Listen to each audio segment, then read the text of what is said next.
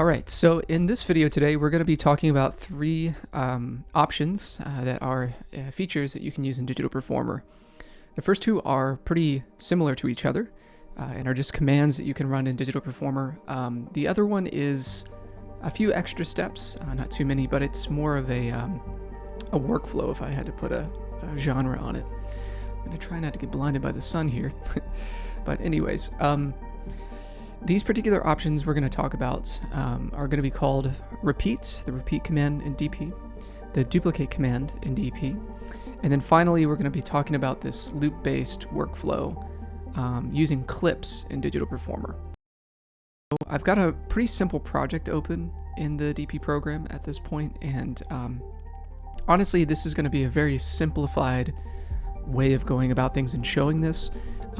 Obviously this project is not very complex, and if you're looking at your project and trying to apply the logic of these commands and workflows to your workflow in your project itself, you certainly can. I implore you to experiment, but just note that these commands and these workflows go past what we just see in this project you're looking at right now. They extend beyond just working with sound bites, just working with MIDI notes, in that it can include like automation data, CC data that might be in your project, patch changes, multiple track types, you name it. So always kind of keep that in mind. This is just a hyper-focused example showing you what these commands do at a very simple level. So for starters, one thing to kind of know about these particular items that we're going to be talking about today is that they're typically, and the clip one is a little, you can loop it into this, but it's a little special just because of what it is, but I'll try to loop this in with repeat and duplicate commands. But typically these actions in Digital Performer are either going to be object-based or selection-based, or time range selection-based, I should say. So what does that mean? Well, just to kind of make sure we're on the same page, an object in Digital Performer, or at least something that Digital Performer would consider an object, could be something like a soundbite, could be a MIDI note, it could be a CC point, it could be a volume automation point. Those things are objects, or at least Digital Performer is considering them as objects in the program, which is important to know. Now the second thing we have, and kind of I mentioned briefly before, is that we have time range selection methods, and that is a kind of the opposite type of an object selection, where in that particular example, we're selecting a range of data to, highlight something. So that could be like, this soundbite plus some empty space, or maybe there's multiple sound bites. Maybe there's a soundbite plus some volume automation somewhere in here. Maybe we have multiple MIDI notes that have, various CC messages kind of being written to this track here. So we want to time range that selection from measure 1 to 9 or something like that. So that's kind of the difference there. It's a difference between selecting an object itself, like a singular thing, or multiple object items, like multiple MIDI notes or multiple sound bites or single items of those, or selecting a range of time. Okay? Important to know. So let's go ahead and start with the first command that we're going to talk about today, which in this case is going to be repeat. Now, if we look at this particular command in the manual for Digital Performer, I might actually have it popped up already. Yes. Here's the definition of it. It says the repeat command makes an internal copy, which does not go to the clipboard, of the data in the selected region. Right? Then pastes, splices, or merges this data repetitively immediately following the selected region. And it gives you some examples here in the manual if you want to check that out. For today's purposes, what we're going to be doing is using the repeat command, but more specifically, we're going to be using the easy option, or as I should say, sub option, which is going to be paste. Now, if you want to read up on what merge does or splice does, please do. They can be handy, of course, and they're just different than what paste does. In a nutshell, what paste does is basically what a copy and paste command does. If you're familiar with what the paste command does, it takes some sort of data that's in the clipboard and it pastes it In this case, of course, as it mentions in the manual here, repeat doesn't copy anything to the clipboard. It just kind of pastes that material that's based on that selection, whatever it is, object or a selected region, like a time range selection. Okay, so a little different than copy and paste, but it is, kind of going back to it for a moment. If your workflow involves copying and pasting, that's fine. These are kind of just alternatives to doing that, which might benefit you depending on what it is you're doing in your project. So getting back to repeats, let's start with an example here. So the first thing I'm going to do is I'm going to click on this soundbite, which highlights the object itself, the soundbite, only the container, its start and end. If we were to move this over, we can see that there's no selection here that's kind of behind the scenes that's happening in the timeline. It's just the object that we're selecting here. To find the repeat command, I can go up here to the edit menu and choose repeat. And this is if you're on a Mac platform, if you're on a Windows platform, it doesn't matter, you're going to find it in the edit menu. The command may look a little bit different depending on if you're on a Mac, of course. It's going to be Command R, if I'm not mistaken, but regardless, you're going to find it in the edit menu. Now, if we click on this, as we've kind of have seen in the manual, we get the repeat window, and this gives us a couple of different options here. We're gonna skip merge, we're gonna skip splice, because again we're trying to show a very simplistic way of using the repeat command for now. But other than that, keeping it at paste, we have the repeat selected data set to 1 time right now, which is the default value.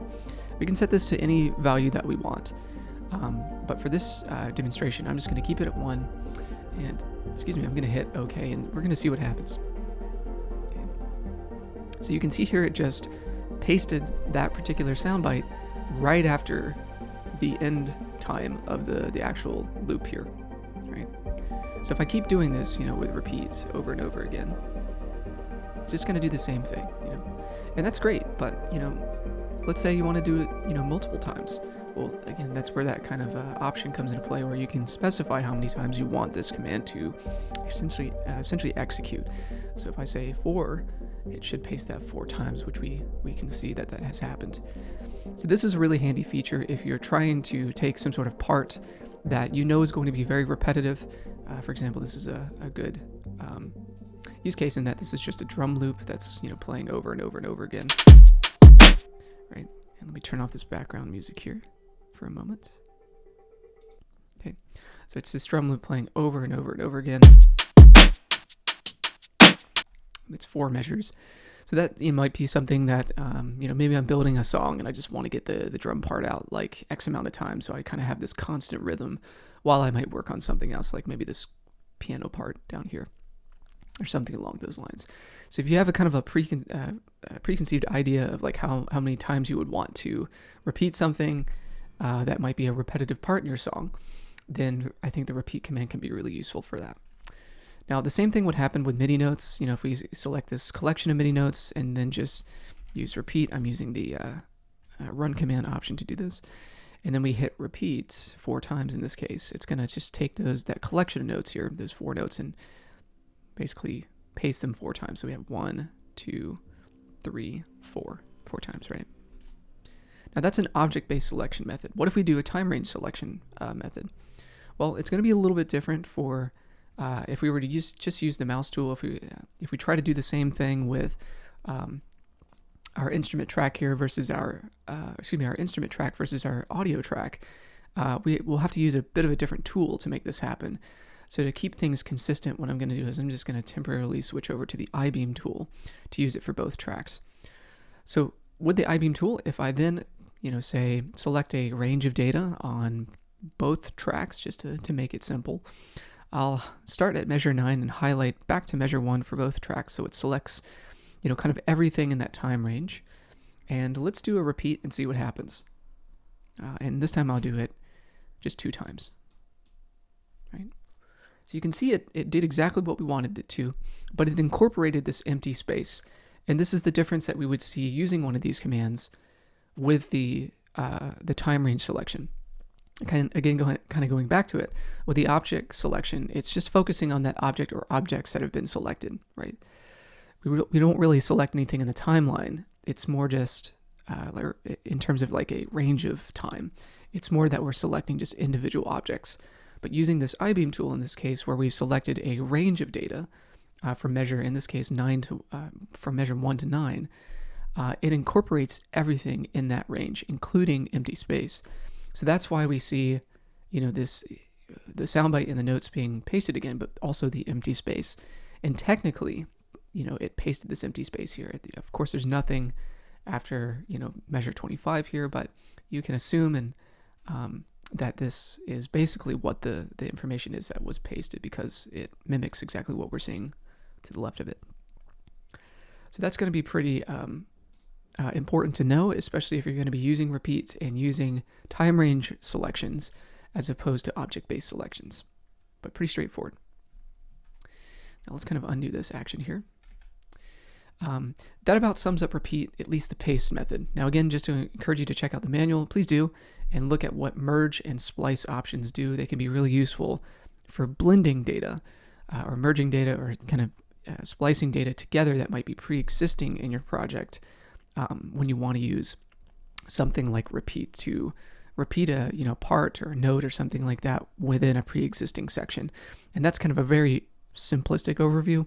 That's where the manual really can come into play. Explain that a little bit more, but also experimentation. So to definitely try that out. Let's see. So moving on, let's talk about the duplicate command. And this is one of my favorite options to use in Digital Performer because it's something that I've found exists in other DAWs that I've used in the past and consistently use. So it's a really welcome feature for me. It was really exciting when that was released, I believe, back in DP10. But anyways, what is duplicate? Well, to put it into a definition of my own terms, basically it's like a dumb version of repeat, in that it does exactly what repeat paste does. It just does it one time. So if we go into the repeat command and then we just specify that it's set to paste, and then we choose 1 for how many times we want it to repeat, it's exactly what duplicate does. As you can see here, it says the duplicate command makes an internal copy, which also does not go to the clipboard, of the current selection, either a time range selection or object-based selection, and then pastes a copy of this data immediately following the selection. The resulting copy is selected so that you can immediately use the duplicate command again repeatedly to quickly create consecutive copies of the data. And that's the point that I want to really harp on in this example here, because it's a really simple command. There's nothing much to it, but at least in my workflow, I found that you can get material out very, very quickly, especially if you have it assigned to a very simplistic key command. So if I go to my edit menu, that's where you're going to find duplicate. I have customized DP to set this to Control D, as in Delta. I believe, if I'm not mistaken, it's like Control Shift D or Command Shift D or something like that on Mac OS. I'm not 100% certain on that, but perhaps you could validate that when you look at your DP copy. But I've assigned it to a custom command using the Setup Commands window, which might be a different video. But this allows me to take some sort of, as it mentions, time range selection or object and duplicate it multiple times in quick succession. So just to show you what it would do by, firing it off one time, let's go to the edit menu after we've selected our object, in this case, the soundbite, and hit duplicate. And as you can see, it just pastes it or duplicates it one time. If we were to select these MIDI notes and do the same thing, same thing, it just duplicates that information, right? If we were to make a time range selection for both, right, and then run duplicate, kind of like what we were saying before with repeats, it incorporates that empty space because that's in that time range selected data, and then it just duplicates it once. So again, the thing I wanted to harp on and want to kind of loop back to is the speed of this.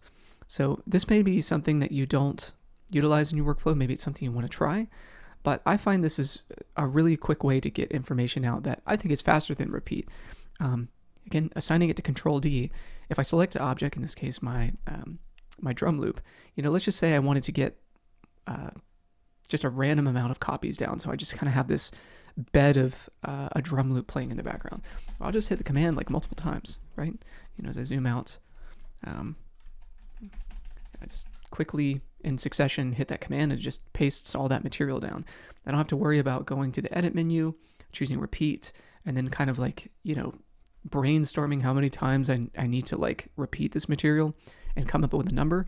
I just, like a zombie, just keep pressing the the control D, or duplicate command, I should say, more specifically, over and over again until I have this, as you can see, wall of a drum loop.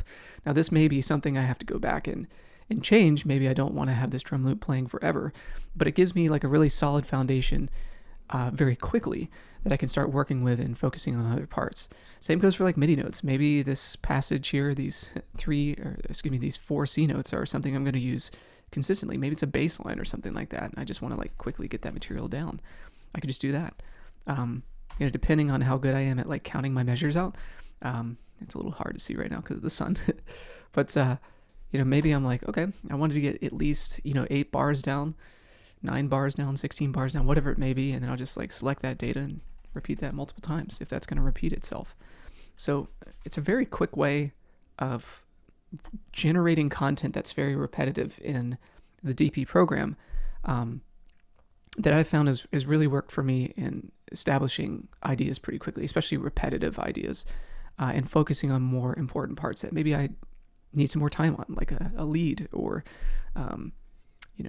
some sort of like ad libs or something like that, just to have something happening in the background, right?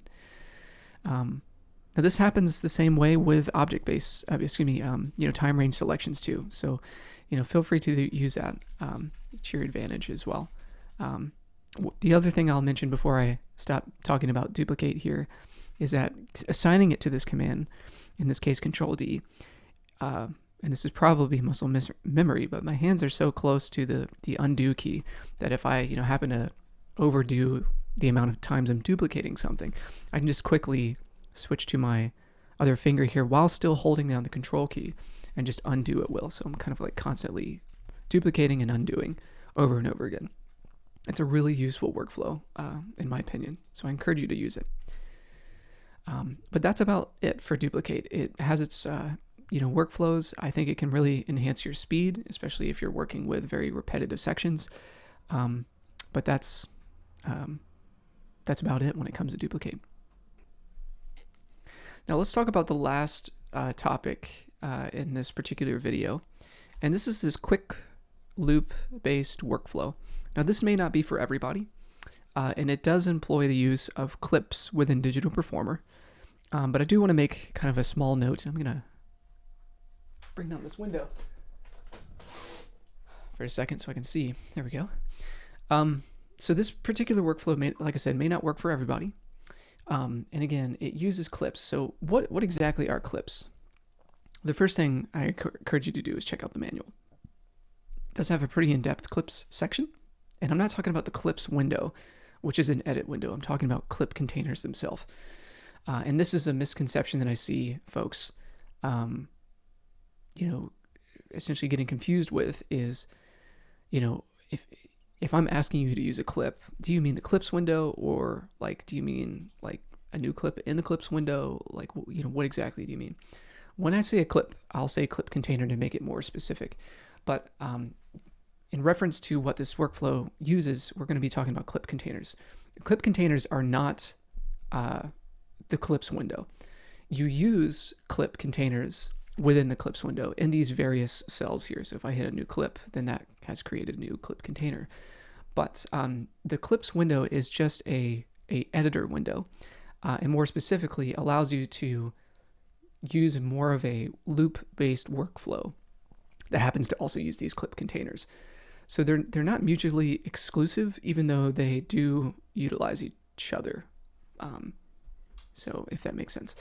But going back to it, we're going to be using just the clip containers within the sequence editor in this example, though they can be used within the sequence editor, tracks, of course, clips, and with MIDI, and this is especially true for the most recent update of DP 11.3, you can now use MIDI clips or instrument track MIDI clips within the quick scribe editor and MIDI editor window, which is pretty cool. But anyways, the first thing we would have to do to even start with this workflow, so we can start talking about it, is to take information that's in our project and pack it into a clip. or a clip container, I should say, or else we're not going to be able to do this. So how do we do that? It's pretty simple. We can select our object here, or we can make a time range selection of that data. This goes for both MIDI and audio. Once we've highlighted the data that we want to put into a clip, then we can go up here to the region menu and choose pack into clips. Right. 1 second here. There we go. Sorry, I was kind of misclicking. Anyways, let's do the same thing with our MIDI notes. Right. Now you can hit the key command if you want, but I'm just going to show you from the region menu so you know where to find it.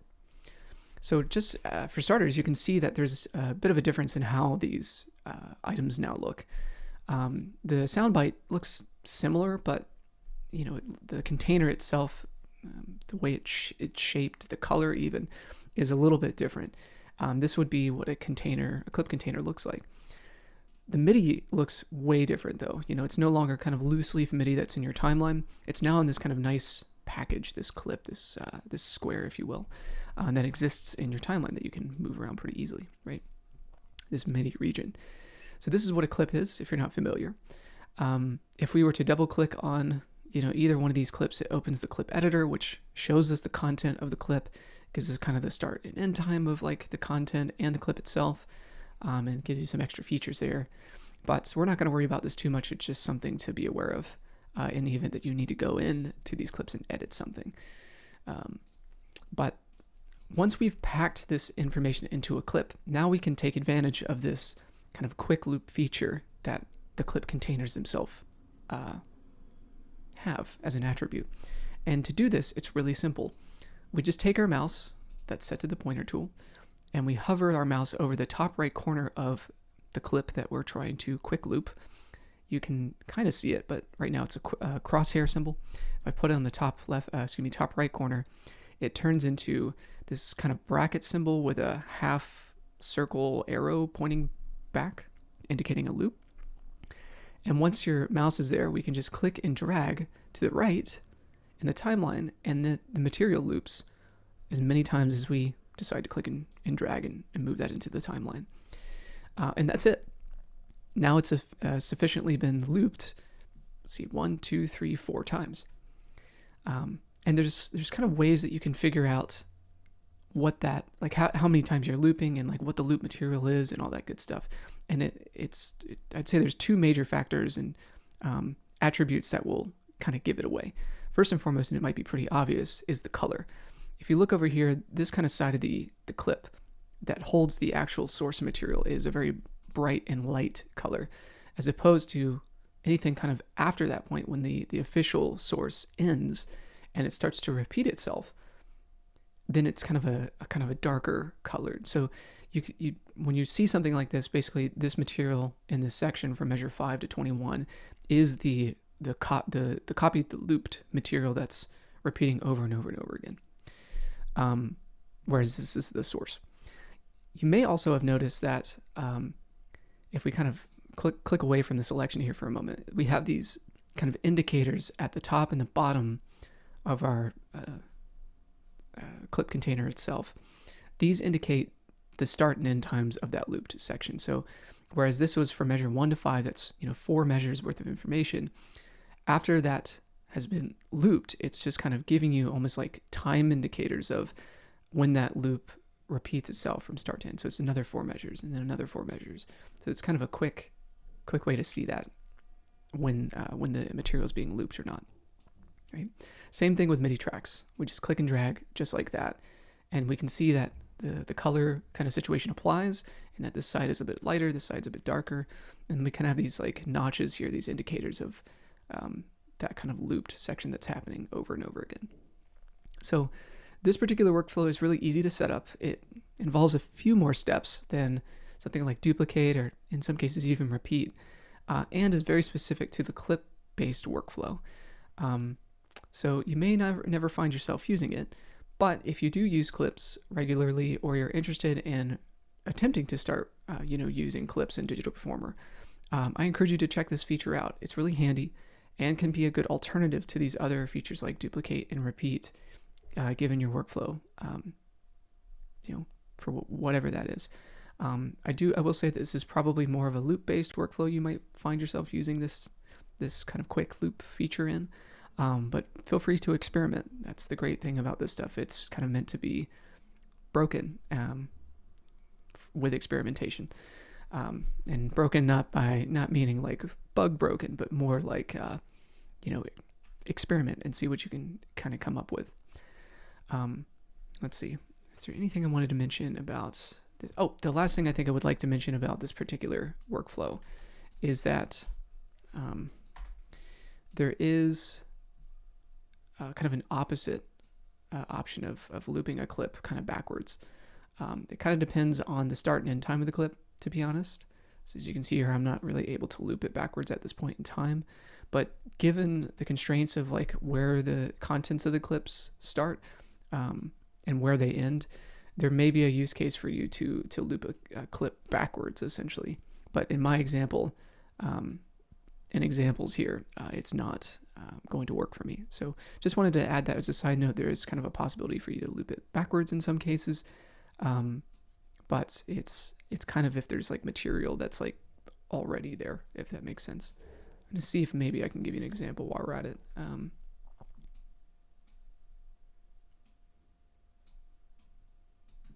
It's probably not a very good example. Okay, so yeah, I'm gonna digress here. That might be where experimentation comes into play. So don't worry about it. But anyways, just a kind of a disclaimer there. So that honestly about sums it up for these particular 3 features. Obviously, there's more information in the manual that we kind of touched on that I encourage you to check out. Should you be interested in learning a little bit more about what these features, consist of. I think when it comes to this video format, I'm more focused on just the information and a little less on how this looks. So kind of just bear with me on that front. I'd rather just shell out a bunch of tutorial videos and like cool tips and tricks and things that you might use in Digital Performer, as opposed to making it look very glamorous, and maybe focus on that later on. But yeah, hopefully this video finds you well and is informative. If you like it, feel free to like and subscribe. Of course, I'm happy to, of course, answer any comments that you might drop about anything that's been asked or shown in this particular video. If you have ideas about future content or anything like that, definitely post it below in the comments as well. I want to try to really ramp up more how-tos when it comes to Digital Performer that are a little bit more intimate and a little bit less curated than some content on the YouTubes nowadays. So yeah, until next time, hopefully this video finds you well. See you then.